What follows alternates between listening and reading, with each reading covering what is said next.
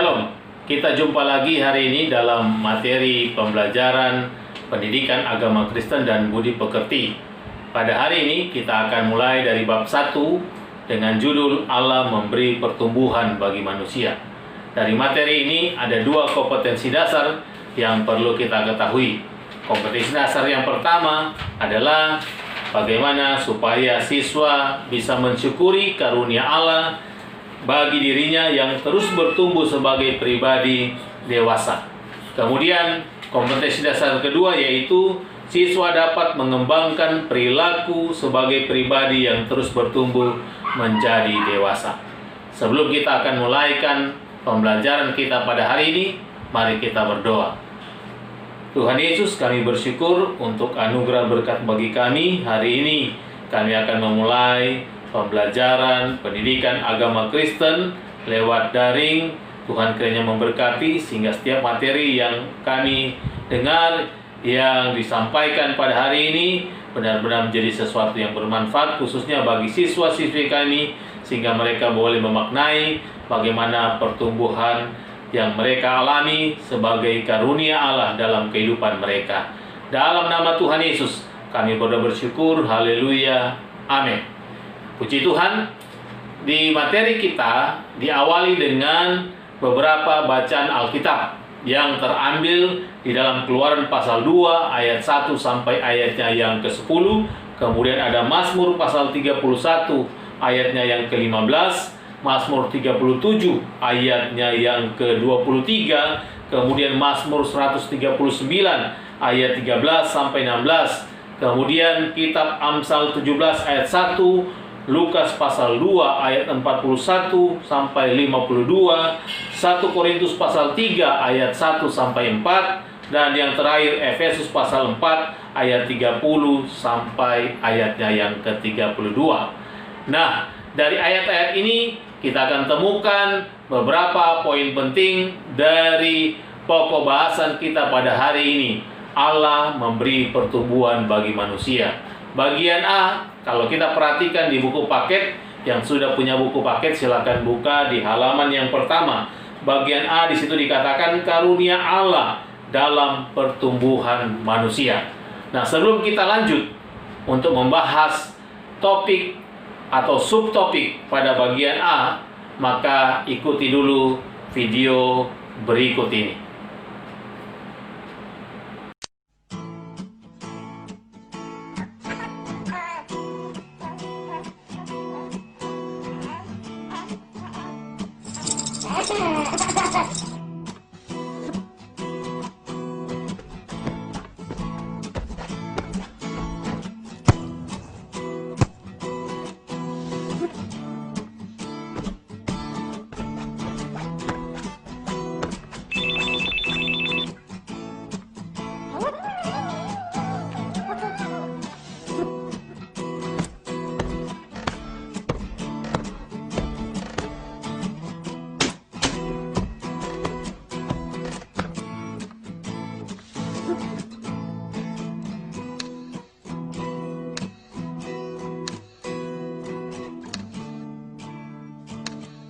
Oke, dari tayangan video yang barusan Anda saksikan atau kalian saksikan, maka kita bisa temukan di situ bahwa semua manusia akan mengalami apa yang namanya pertumbuhan.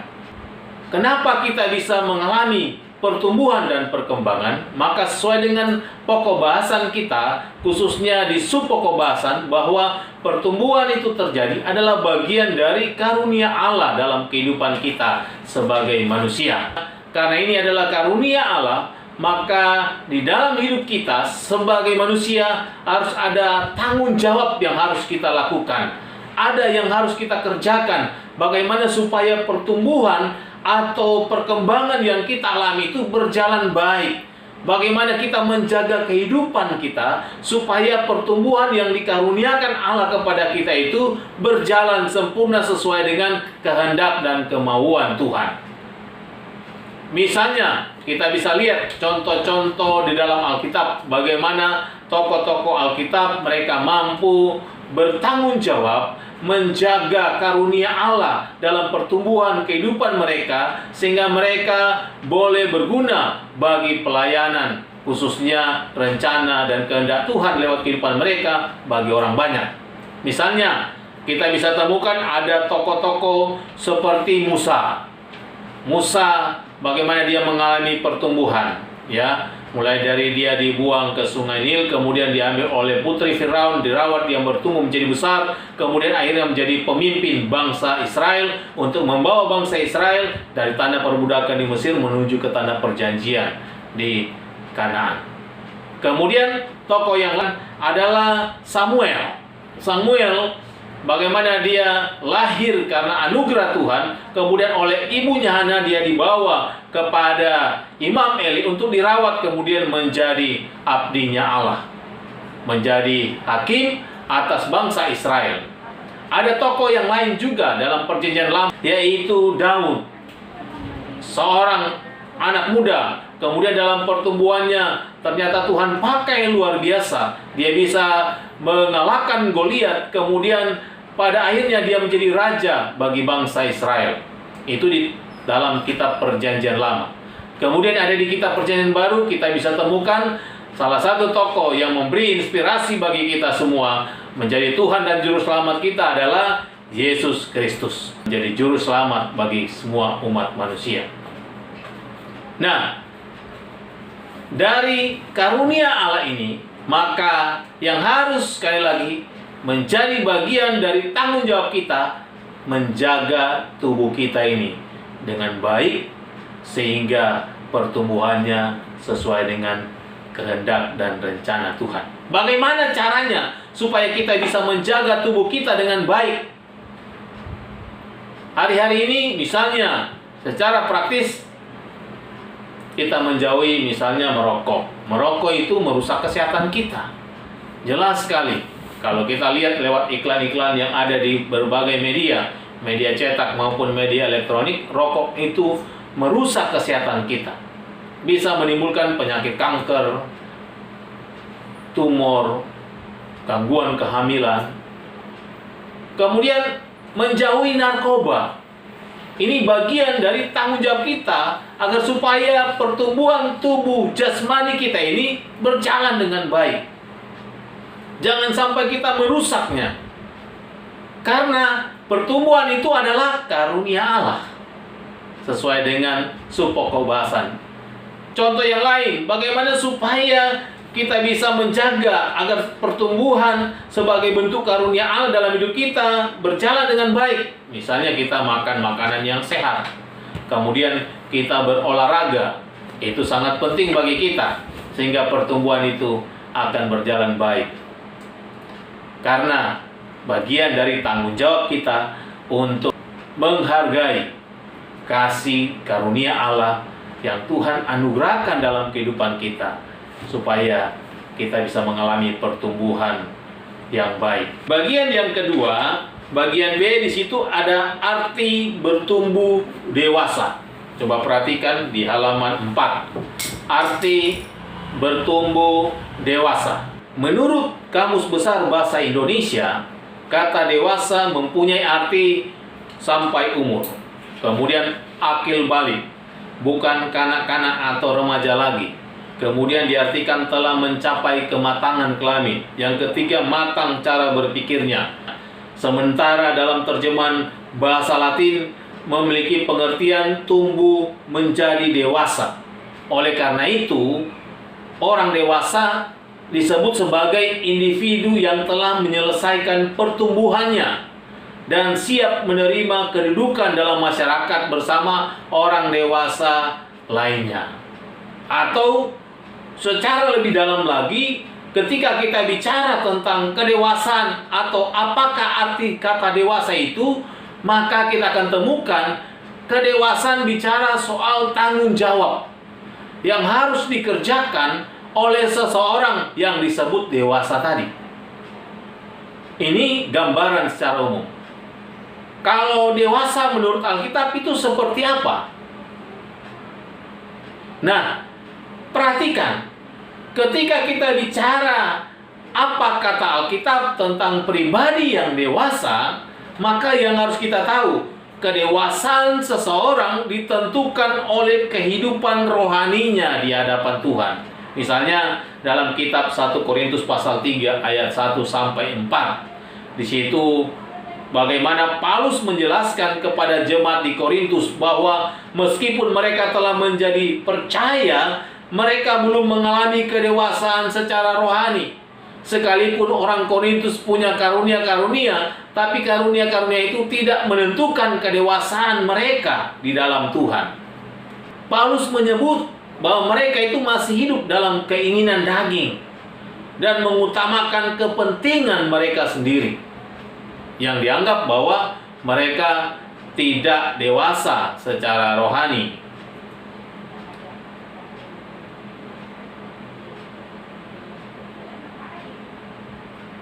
Kenapa Paulus mengatakan bahwa mereka tidak dewasa? Karena disebutkan di situ bahwa ternyata orang-orang di Korintus itu masih dikuasai oleh iri hati, masih dikuasai oleh perselisihan. Kemudian mereka disebut sebagai manusia duniawi. Makanya tadi digarisbawahi, disebut orang-orang Korintus tidak dewasa di dalam Tuhan.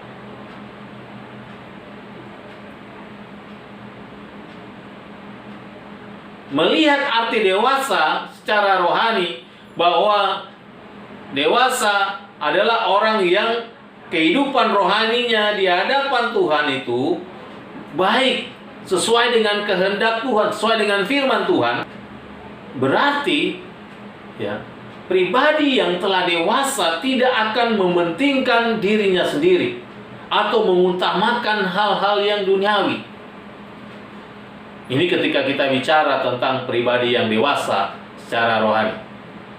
Kemudian pribadi yang dewasa akan memusatkan perhatiannya kepada kehendak Kristus. Ketika kita dewasa secara rohani, maka kita akan memusatkan perhatian kita kepada kehendak Kristus. Apa itu kehendak Kristus? Bagaimana kita menjadi pelaku-pelaku firman Tuhan. Bagaimana sebagai orang percaya kita melakukan kehendak-kehendak Tuhan sesuai dengan firman Tuhan. Apa yang dikatakan oleh Alkitab. Dewasa juga secara rohani menunjukkan kepada kita bagaimana kita mampu menjadi rekan kerja Allah untuk melakukan semua kehendak Allah di bumi. Jadi pribadi yang dewasa tidak ditentukan oleh banyaknya usia atau berapa banyaknya usia seorang.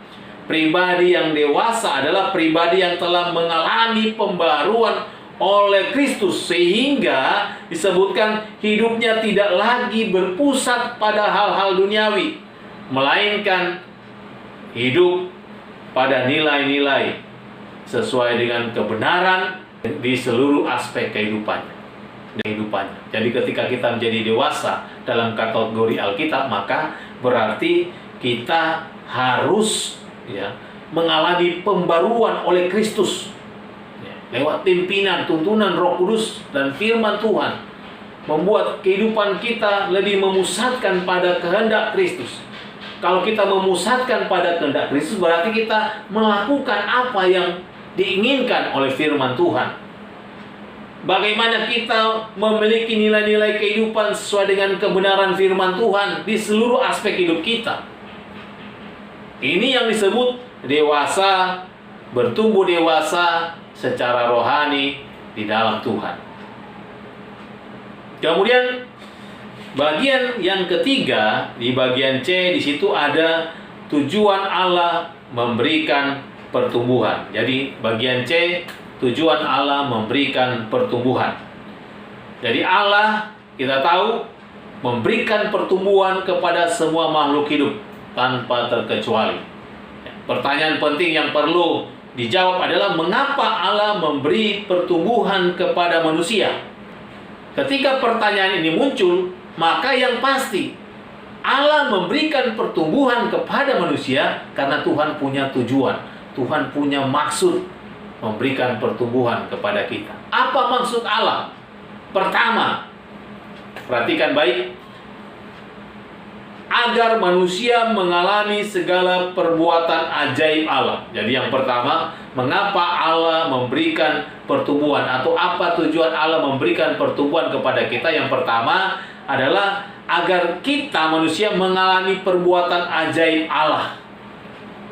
Ini berdasarkan Mazmur pasal 139 ayat 13 sampai 16.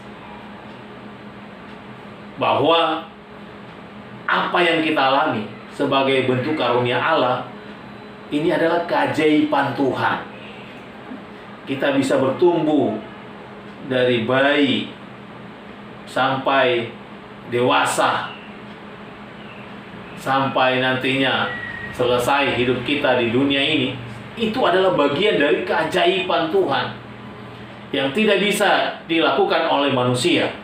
Tangan Allah yang membentuk dan menenun sejak kita dalam kandungan, kata firman Tuhan. Menyusun semua saraf, sistem saraf yang ada di dalam tubuh kita. Itu adalah sebuah perbuatan ajaib Tuhan. Bagaimana Allah meletakkan semua anggota tubuh sehingga kelihatan sempurna sampai saat ini, itu luar biasa. Bagaimana telinga kita ada di dahi, kan aneh, jadi alien gitu ya. Tapi hidup kita, tubuh kita yang sempurna ini, yang kita lihat, ini adalah bagian dari keajaiban Allah. Dan Tuhan mau ketika kita mengalami pertumbuhan, tujuan Allah supaya kita sadar bahwa Allah mau kita bisa merasakan perbuatan-perbuatan ajaib Allah dalam hidup kita. Itu yang pertama. Yang kedua adalah agar manusia, agar kita ini menyadari bahwa Allah sangat dekat dan mengasihi manusia, sehingga manusia harus hidup bergantung kepada Sang Pencipta. Jadi yang kedua adalah supaya kita menyadari bahwa Tuhan itu sangat mengasihi kita. Makanya Tuhan gak mau semua manusia itu binasa.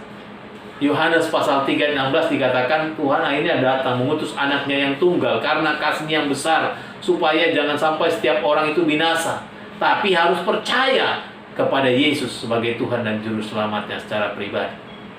Ada kerinduan Allah supaya kita tidak binasa. Jadi tujuan Allah memberikan pertumbuhan kepada kita yang kedua karena bentuk kasih Tuhan yang besar kepada kita.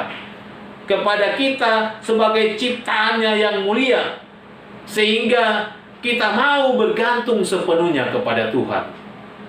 Itu yang kedua. Yang ketiga adalah agar manusia memiliki harkat dan martabat mulia lebih tinggi dari segala makhluk di bumi ini. Jadi tujuan Allah memberikan pertumbuhan yang sempurna sebagai bentuk keajaiban Allah, sebagai bentuk kasih Allah, agar supaya apa? Kita memiliki harkat dan martabat mulia lebih tinggi dari segala makhluk di bumi ini.